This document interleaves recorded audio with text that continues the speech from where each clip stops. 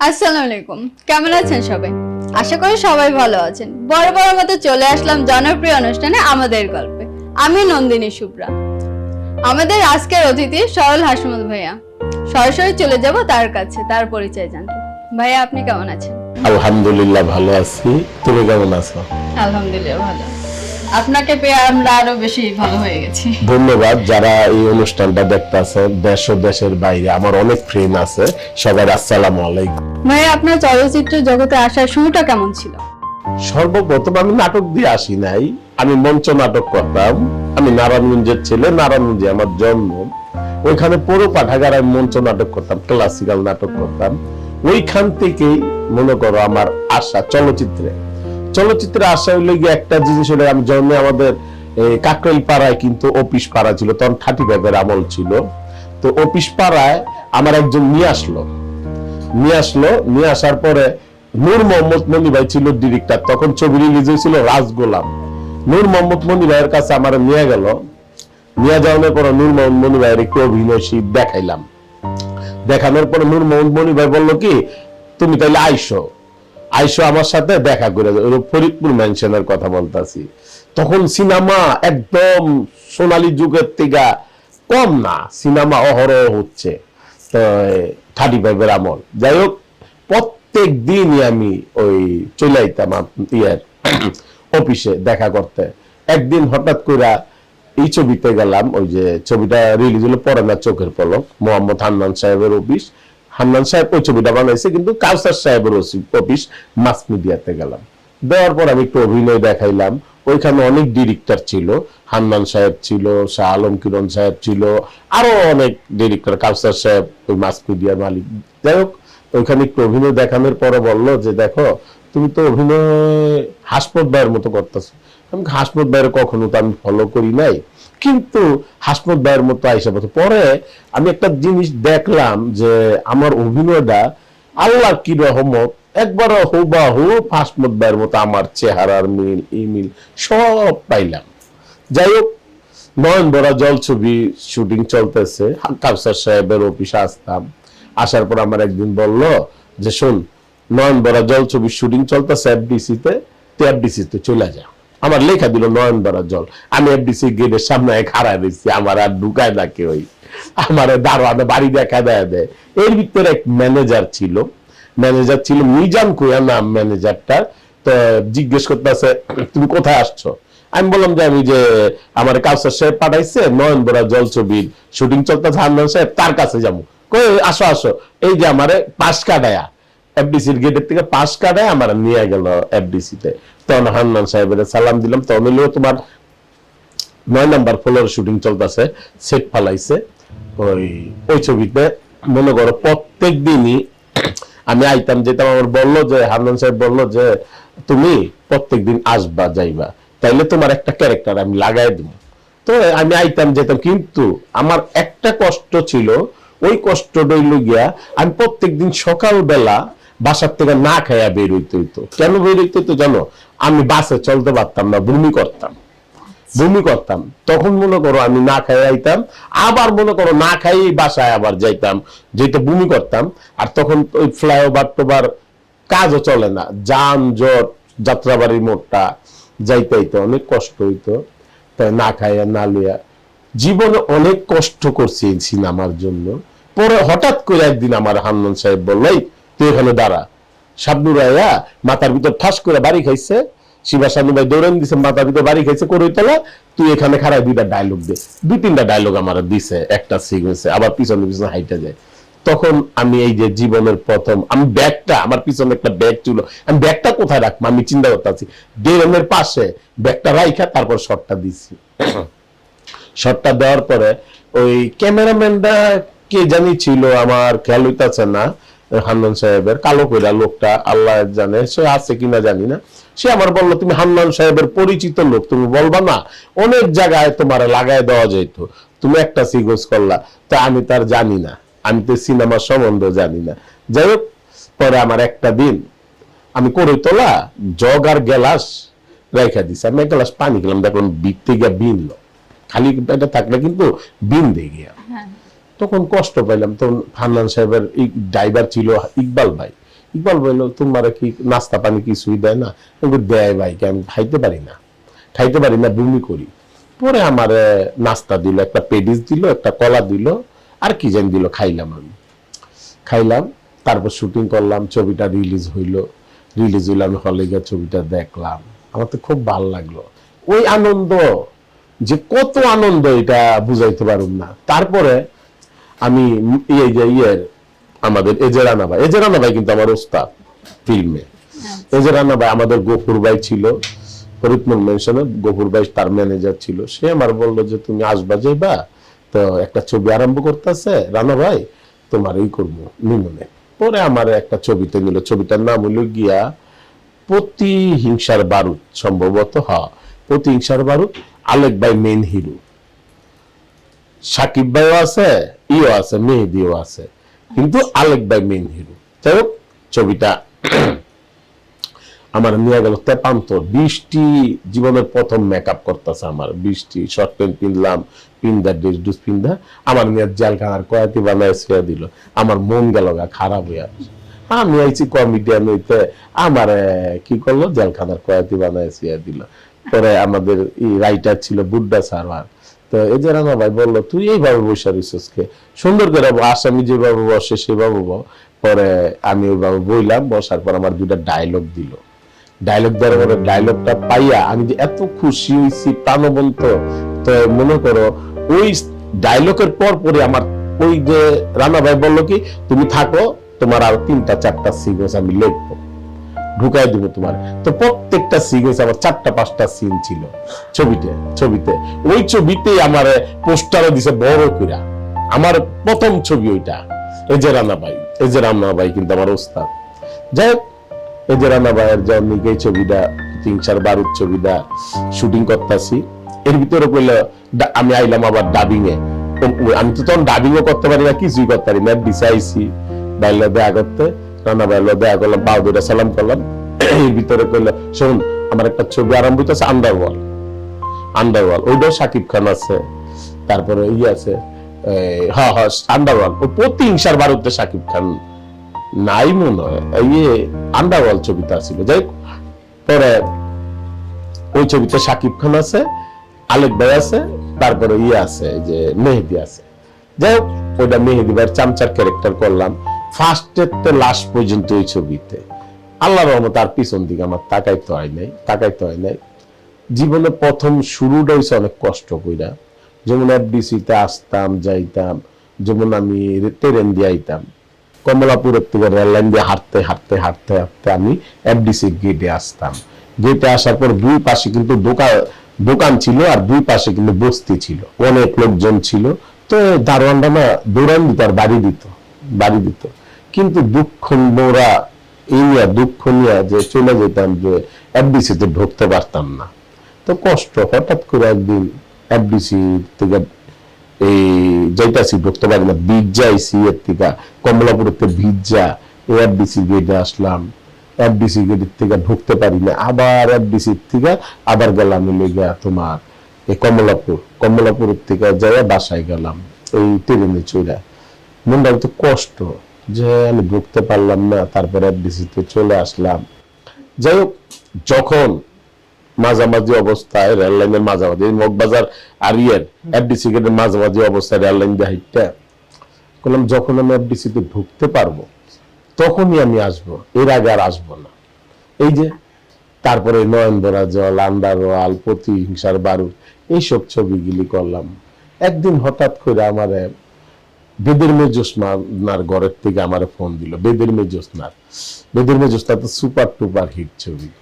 ওই ঘরের ফোন দিল, মাসুম বাবুল বা একটা ছবি বানাইছে, শাম্পানওয়ালা একটা ছবি বানাবো, চোখ যে মনের কথা বলে, চোখ যে মনের, মৌসুমী আপার সাথে, মৌসুমী আপা অন্ধ থাকবে, আমি হাইটা তারে গান গায়ে বেড়াইবে। আলিদার ছিল তার বাপ, সৎমা ছিল মর্জিনা আপা, সাকিব খান ছিল, ফেরদৌস ছিল, পুরা ছবিতে কমেডিয়ান আমি, তারা নিয়েই করুন। যাই আমার নিল, কইলো মাসুম বাবুল একটা কথা বললো যে আমি নতুন একজন কমেডিয়ান নিব ওর সাথে। পর আমি আসলাম, রব ভাই আমাদের ম্যানেজার ছিল, মারা গেছে সে, আল্লাহ তার বেহেশতে নসিব করুন। সে আমার আনলো, আনার পর আমি রুজি বিল্ডিং এ আসলাম। আসার পর পুরি দিল, খাইলাম। পরে মাসুম বাবুর ভাই দেখে আমার সিলেকশন করলো, সিলেকশন করার পর আবার 2000 টাকা সাইনিং দিল, জীবনের প্রথম সাইনিং দিল। মনটা বইরা গেছে গা। পরে চলে গেলাম, শুটিং আরাম বলে, কিন্তু এই ছবিটা কিন্তু শেষ হয় নাই, ছবিটা রিলিজও হয় নাই। যাই হোক, এই ছবি করতে করতে আবার আরেকটা ছবি পেয়ে গেলাম আবুল খায়ের বুলবুল ভাইয়ের, ছবির নাম অবুজ প্রেম। ওটা তো মেন কমেডিয়ান আমি, আবুল খায়ের বুলবুল ভাইয়ের। পরপর আবার এই যে রানা ভাই আবার একটা বড় ছবি করতে আসছে, ওই জায়গায় একটা কমেডিয়ানদের বাদ দিয়ে আমার নিছে। নূর মোহাম্মদ মনি ভাই একটা ছবি বানাইতেছে, সম্রাট হিরো তুমি আমার কে, কাশমত তোমার নিলাম, যাও। মেন কমেডিয়ান কিন্তু আমি সম্রাটের সাথে।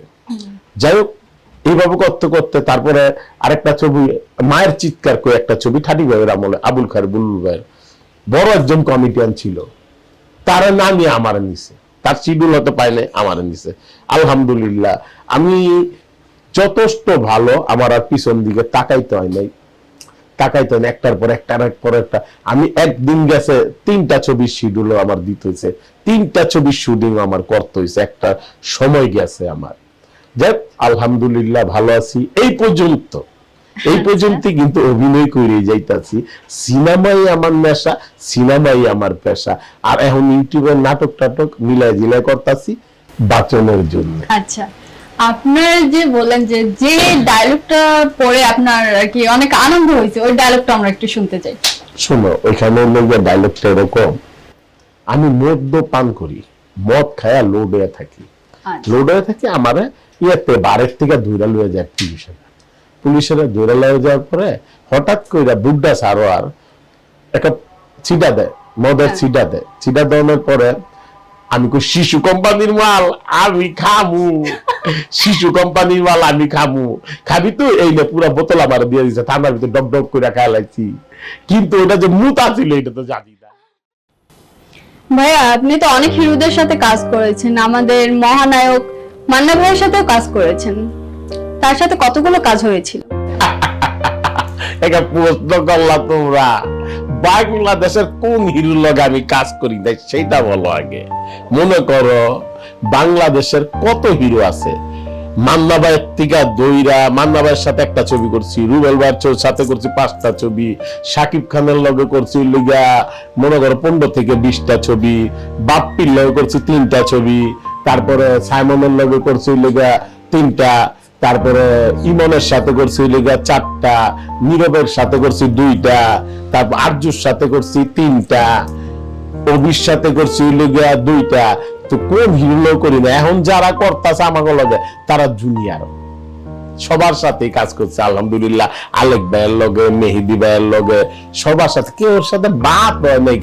ফরিদি ভাইয়ের লগে অভিনয় করছি, এটিএম ভাইয়ের লগে অভিনয় করছি, কার লগে করি নাই, সব পাতা পাতা করে দিয়ে আমি বই রুচি তোমাকে সাক্ষাৎকার দিতেছি। কার সাথে অভিনয় করে আসলে সব থেকে আপনার ভালো লাগছে? শোনো, অভিনয় কইরা সবার সাথেই ভালো লাগছে, বেশি মজা পাই অভিনয় করছি যখন একচাটিয়া অভিনয় করছি সাকিব ভাইয়ের সাথে। আমি একচাটিয়া যখন সুপারস্টার, সে আমিও কিন্তু সরল হাসপাত, হ্যাঁ সুপারস্টার মানে আমিও সুপারস্টার। তো একচাটিয়া শিডিউল খালি সাকিব খান, সাকিব খান, সাকিব খান। তখন বদিল আলম খোকন ভাই সাকিব খানের নেয়, এমডি মানিক ভাই সাকিব খানের নেয়, তারপরে এই যে আরো কিছু ডিরেক্টর আছে সবাই সাকিব খানের নেয়। ওই ছবিতেই খালি সরল হাসপাত, বন্ধু হইলো আছি, বাড়ির চাকর হইলো আছি, চামচ হইলো আছি, সাকিব ভাইয়ের সাথে আছি। তারপরে মোটামুটি সবার সাথেই মজা পাই, যেমন সাকিব ভাইয়ের সাথে বেশি কাজ করা হয়েছে, সাকিব ভাইয়ের সাথে তো মেজি বেশি মজার স্মৃতি আছে, মান্না ভাইয়ের সাথে তো ওরকম স্মৃতি নাই, মান্না ভাইয়ের সাথে একটা ছবিতে কাজ করছি ওরকম স্মৃতি নাই। তারপরে বাপ্পির সাথে এরকম স্মৃতি, ইমনের সাথে স্মৃতি আছে, সাইমনের সাথে আছে, এই আরজুর সাথে আছে, এই আদারস আবির খান, কিছু এখন নতুন যে যে হিরো গুলো আছে সবার সাথে কিছু না কিছু একটা স্মৃতি তো থাকে। হিরো তো অনেক হিরোর সাথে কাজ করছি, আর হাতে গোনা মান্না ভাই, রুবেল ভাই, সাকিব ভাই, তারপরে সাইমন, বাপ্পি, নীরব, ইমন, মান্না ভাইয়া, হ্যাঁ যার সাথে আপনি অভিনয় অনেক আপনার দেখেছি আমরা। মান্না ভাইয়ের সাথে আমি একটি ছবিতে অভিনয় করছিলাম, ছবিটির নাম হয়েছে জগৎ সংসার।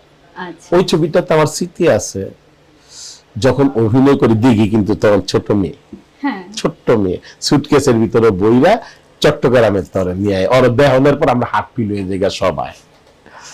যাই হোক হ্যাঁ। দিঘি অস্তে আস্তে আস্তে হাঁটি হাঁটি পাপা কইরা বড় হয়ে গেল গা, যাক এখন নায়িকা হয়ে গেছে, অশুভ কামনা আমরা করি। যাই হোক এইভাবেই যখন একটা সিগন্স আমি বলি মান্না ভাই পুরা টেবিলটা ভরা খাবার, কিন্তু দিঘি কখনো কিন্তু ওরকম করে তিনখানায় ছিল তো ওরকম করে খাইতে পারতো না বিদায় এই খাবার দেখা সে হ্যাঁ এত খাবার আমার জন্য করছে। দিঘি তখন তো ভালো অভিনয় করতো কিন্তু ছোট্ট থাকতো, হ্যাঁ হ্যাঁ তো আমরা বাড়ির চাকর ছিলাম, আমরা সব খাবার টিয়ান্না বিতরণ করে দিতাম, তো একটু একটু করে খাইতো। তো মান্না ভাই যে চ্যাটটায় বইতো সেই চ্যাটটায় আমাদের নায়িকা মর্জিনা আপা ছিল, আমার নায়িকা মর্জিনা আপা ওই চ্যাটটায় যদি তোরা বইতে পারস যাই বইতে পারবি এই কিন্তু আমার জামাই হবি, সত্য কইতাছ, তাইলে আমি বইয়া দেখাই দেব কেমবে বইতে হয়। পরে আমি রাইতের অন্ধকারে হাঁটি হাঁটি পা পা কইরা চুপি চুপি চুপি চুপি চ্যাটটার সামনে গেলাম, এই চ্যাটটার ভিতরে বইতে পারলে মর্জিনা আই মিন আমার বইব, আমি আমি যে কত খুশি চ্যাটটার ভিতরে বইতে গেছি। ওই যে একটা চিকেন দিতে আরেকটায় আমরা তিনটা কমিটি আরেকটা তুই কি হলি আমার ডাক দিলি, আমি হচ্ছে চেয়ারে বইতে, তুই যখন চেয়ারে বইতে আইত আমিও তো চেয়ারে বইতে আইছি। মরছি পরে হঠাৎ করে তিনজন আমরা টুনটুন করে চেয়ারে বইতে হঠাৎ করে মান্না ভাই ডাক দিছে, সে চৌধুরী থাকে, টুন করে আমরা নাই হয়ে গেছি গা। মজার স্মৃতি আর কি, ভালো ভালো মানুষ ছিল মান্না ভাই। যেটুকুই কাজ করছি মানুষের মূল্যায়ন করতে জানতো, শিল্পীদের মূল্যায়ন করত, তারা ভোলান না। আল্লাহ যাতে তারা বেহেশতে নসিব করুক আমি দোয়া করি আল্লাহর কাছে। দেখেন কইতে কইতে বাচ্চু ভাইয়ের সাথে কাজ করছি, মিজু ভাইয়ের সাথে কাজ করছি, তারপর আপনার কালা আজিজ ভাইয়ের সাথে কাজ করছি, সিরাজ হায়দার ভাইয়ের সাথে কাজ করছি, তারপর অনেক শিল্পীদের সাথে কিন্তু কাজ করা হয়েছে। একে একে সবাই কিন্তু চলে গেছে, আবার কিন্তু আমিও একদিন চলে যাব, হয়তো আমার এই স্মৃতিটা থেকে যাব, মনে রাখবো। আমি যতটুকু ভালো করে যাবো ততটুকু মানুষ মনে রাখবে, আর যা যতটুকু খারাপ করে যাবো ওইটা আবার ভুলে যাবে মানুষ। অবশ্যই আল্লাহ সবার ভালো রাখুক। আমি এই বই করি, দেখেন চোখ দিয়ে পানি চলে আসে মানুষের স্মৃতির কথা। বললাম না যে বাচ্চু ভাইয়ের সাথে শুটিং করতেছি আমরা মধুমতি টাউন, আমার বাচ্চু ভাই আমার একটা কথা বললো যে হাসমত তিনটা ডায়লগ তিন ভাগে তুই ভাগ কর ডায়লগ, তো তিনটা ডায়লগ আমার দেখায় দিল, এইভাবে আমি ভাগ করলাম ডায়লগটি। ভাগ করার পরে মজা পাইলাম, সিগনেসটা কইরা তার শালা থাকি আমি, ছবিটা রিলিজ হয় নাই, কইব সেন্সারে দিব। সে করোনার টাইমে সে দেখলাম মাস্ক পিন্দাইতো, হঠাৎ করে সে স্ট্রোক করে মারা গেল। যাক মানুষ মরণশীল, আল্লাহ জন্ম ঝন দিছে, মৃত্যু অবধারিত, কেউ আগে কেউ পর, এইভাবে যে মানুষের কান্দায় চলে যাবে যে কোনো মানুষ, এটা আমরা মেনে নিতে পারি না। যাক আল্লাহ তাদেরকে বেহেশতে নসিব করুন। দেখেন চোখ দিয়ে পানি চলে আসে। বললাম না অনেক শিল্পীদের সাথে কাজ করছি। আপনার প্রথম সিনেমার নাম কি আর ডিরেক্টর কে ছিল? আমার প্রথম সিনেমা একটা সিগোস আমি করছিলাম, ওই সিনেমার ডিরেক্টর ছিল মোহাম্মদ হান্নান সাহেব। আর দ্বিতীয় যে সিনেমাগুলি করছি ওটি বড় বড় বিশাল ক্যারেক্টার করছিলাম, এজেরানা ভাই আমার ওস্তাদ, তার ছবি। বর্তমানে আপনি কোন কাজ নিয়ে ব্যস্ত আছেন? বর্তমানে সিনেমা নিয়ে ব্যস্ত আছি, পরপর আমার 5টা ছবি সেন্সার হইল। যাই হোক ছবি তো করতে ভালো লাগে, ছবি ছাড়া কিছুই বুঝি না। এই যে বাঁচার জন্য ইউটিউবের নাটকগুলি করতেছি, ইউটিউবের নাটক না করলে তো আমরা শিল্পীরা শেষ হয়ে যাবো। যাই হোক আলহামদুলিল্লাহ সিনেমা তো আগের মতো নাই, কষ্ট লাগে। আগে যেরকম সিনেমা ছিল, এখন ইউটিউব আইছে, একটা ভালো একটা মাধ্যম আইছে, এই ইউটিউবের মাধ্যমে আবার আমি নাটক ইউটিউবের নাটক করতেছি, মিলে দিলে আলহামদুলিল্লাহ আল্লাহ ভালো রাখছে। আল্লাহর কাছে লাখ লাখ কোটি কোটি শুকরিয়া। চলচ্চিত্রে বর্তমানে কাজ করা খুবই কষ্টকর, এই জন্যই কি আপনি নাটকের দিকে আগ্রহী হয়ে পড়ছেন? না, চলচ্চিত্র সমস্যা কি, চলচ্চিত্র তো চলচ্চিত্র জায়গায় আছে, হয়তো সিনেমা কমে গেছে। আগে দেখেন, আগে কিন্তু অহরহ কিন্তু মোবাইল ছিল না, মোবাইলের ভিতরে কিন্তু সব সিনেমা কিন্তু দেখতে পারতো না। আগে বিনোদনের মাধ্যমই ছিল একটা টেলিভিশন ছিল, মাসে একদিন একটা সিনেমা দেখাইতো এরশাদের আমলে। হ্যাঁ কি রাত্র 12টার পরে ওই সিনেমাটা চালু হইতো, আমরা উডানে বৈশা দেখতাম। হ্যাঁ, অন্য বাড়িতে 10 ঘর ঘুইরা একটা বাড়িতে টেলিভিশন পাইছি আমরা, নাকি এটা ভুল কইতাছি? তখন বিনোদনের মাধ্যমই ছিল একটা সিনেমা হল। দুলাভাই যদি আইতো, দুলাভাইরে কইতাম দুলাভাই ছবি দেখাইতে হইব, সিনেমা দেখাইতে হইব, কেউ আইলে সিনেমা দেখাইতো, এইটা নিয়ে আমরা ছিলাম। এখন বিনোদনের মাধ্যম হাতে হাতে ধরায় দিছে। আপনি বিনোদন কোথায় দেখবেন? আপনি বাথরুমে বসে মোবাইল টিপতেছেন, ছবি দেখতেছেন, এটা দেখতেছেন, সেটা দেখতেছেন। তারপরে মনে করেন এই সিনেমাটা যে মোটামুটি একটু বাইচা রইছে, এইটা আলহামদুলিল্লাহ। ভাইয়া, এতক্ষণ কথা বলে যতটুকু বুঝতে পারলাম আপনার জীবনে অনেক কঠিন কঠিন সময় আপনাকে পার করতে হয়েছে, ওই বিষয়ে যদি কিছু বলেন। অনেক কঠিন সময় কি দেখেন, কঠিন সময় মানে মারাত্মক, তোমার তুমি করে কইলাম অবশ্যই অনেক কঠিন সময় পার করছে। আমি যখন রশিয়া সুন্দরী ছবি করতে গেলাম, নূর মোহাম্মদ মনি ভাইয়ের হোতাপাড়া, মাঘ মায়া শীতের ভিতরে আমার একটা রুমে দিল থাকতে দিল, পরে আমার জাজিম কম্বল কিছুই দেয় না, খালি জাজিমটা ছিল বিছনাতে বিছানো, ওটা লোয়ার একটা বেড ছিল, হাসপাতালের বেডের মতো। যখন নাকি বিয়ান রাইতে আমি কাঁপতেছি, হোতাপাড়া কিন্তু ডিয়ারিং শীত, কাঁপতেছি, তখন ওই জাজিমটা শরীর উপরে দিলাম, শরীর উপরে দেওয়ার পর আবার পিঠটা ঠান্ডা হয়ে গেল গা, কাঁপতে কাঁপতে। তারপরও 11 দিনের মাথায় নূর মোহাম্মদ মনি ভাই আমার বলতে আছে, শাকিল খান ছিল হিরো ওই ছবির, নেহা ছিল নায়িকা। ওই শাকিল খানের কথা তো কইনি, শাকিল খানের সাথে আমি একটা ছবিতে অভিনয় করছি, যে নেহা ছিল নায়িকা। আমার 11 দিন পরে বললো তুমি আসো, শর্ট দিতে হইব, রেডি হয়ে গেলাম, বাড়ির চাকরের ক্যারেক্টার। তারপরে ডায়লগ দিলাম, পরে যায় আমার ওই ছবিতে 4-5টা সিকোয়েন্স করলাম। দেখ যথেষ্ট। আপনি আরেকটা ছবি করতে গেলাম মায়ের চিৎকার, তখন আমার খাবার পর্যন্ত দেয় নাই, খাবারটা এই খাও, খাড়ায় খাইতে হইতো, দাম নাই, কিচ্ছু নাই। এই সিনেমাটা হইল গিয়া যখন যার জোর তারই।